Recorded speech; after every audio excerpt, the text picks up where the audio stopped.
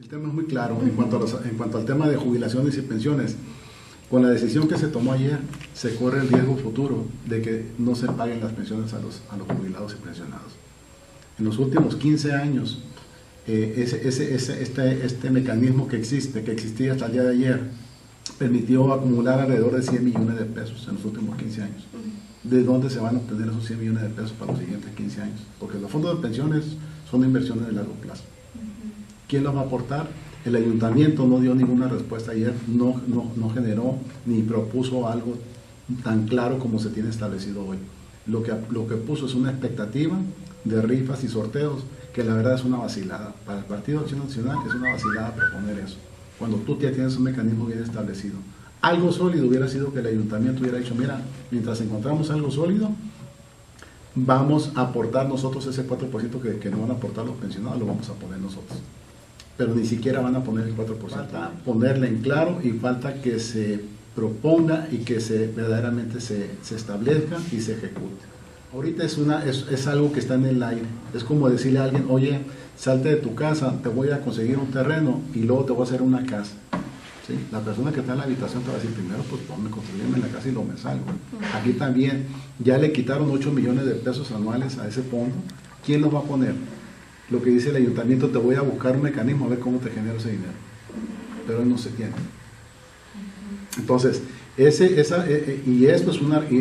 nosotros lo consideramos que es delicado, porque hacia el futuro los siguientes alcaldes van a tener que seguir con esa mecánica que han establecido ellos. Y los van a tener, o nos van a tener porque vamos a tener presidente municipal del PAN haciendo rifas y sorteos. De 1989 y el año 2000, se tenía una base de 400 jubilados. De esos 400 jubilados, y lo dije en la sesión de Cabildo, el 70% ganaba menos del 50% del salario mínimo. Entonces, en aquel tiempo, el encargado de hacer este proyecto fue el señor Raúl Alemán Tabizón, quien sabe mucho de jubilaciones y pensiones, ya que pues, él estaba dentro del sindicato allá en el IMSS. Él fue el creador de este programa, de este reglamento. Él se dio la tarea de hablar con todos y cada uno de los sindicalizados. Le firmaron todos los sindicalizados en ese momento, por lo que no fue una imposición, sino un acuerdo. Lo mismo que también firmaron los empleados. Fue un acuerdo de irles incrementando en 10, en 20, en 30%, el salario mínimo. A aquellas personas que tenían el 50% de salario mínimo, se les propuso llegar al 100% del salario mínimo, por lo que en aquel tiempo fue un logro muy grande para los trabajadores, porque pasaron de ganar el 50% de un salario mínimo a ganar el salario completo. Pero esto se fue dando gradualmente.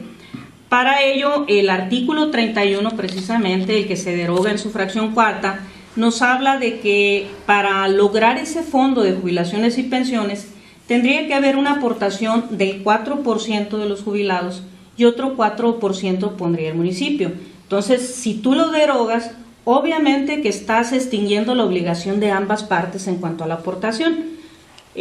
¿Por qué nos negamos nosotros? Nos negamos en primera instancia porque no se presentó ningún proyecto para decir, bajo este mecanismo seguro y garantizado se van a obtener esos 4 millones anuales, alrededor de 4 millones anuales que se aportan entre las dos partes, que aporta el municipio, porque entre las dos partes son 8 millones anuales pasados para el Fondo de Jubilaciones y Pensiones. Entonces, ellos hablan de mecanismos de rifas, pero era lo que había antes de este fondo, lo que había, y estaba prácticamente el municipio imposibilitado para poder pagar las pensiones. Recuerda que en el 2000 Vicente Fox también hizo una reforma a nivel nacional, porque precisamente el IMSS estaba quebrando a raíz de las jubilaciones y pensiones. Por eso que se hizo este proyecto participativo, pero de común acuerdo con los empleados jubilados y con los empleados en activo.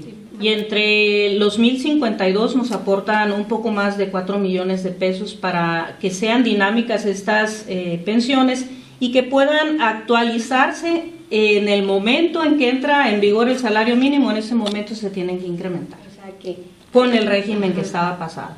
Con pues vamos a ver, el ayuntamiento no quiso decir por ningún motivo bajo qué mecanismo iba a garantizar el pago de esos más de 8 millones de pesos para el fondo de jubilaciones. Por eso yo les decía, tendríamos que haber hecho ya sea una modificación a este reglamento, donde el ayuntamiento quedara tácitamente escrito que se comprometía a continuar dándose 4%. Tú eliminas el artículo 31 fracción cuarta y eliminas la obligación de las dos partes. Pero ahorita elimina esa obligación del ayuntamiento y de las dos partes, pues que me digan de dónde lo van a sacar.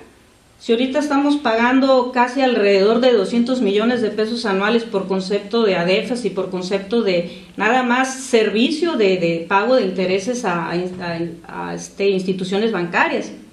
Entonces, pues que me diga el ayuntamiento cómo le va a hacer, que era la intención nuestra.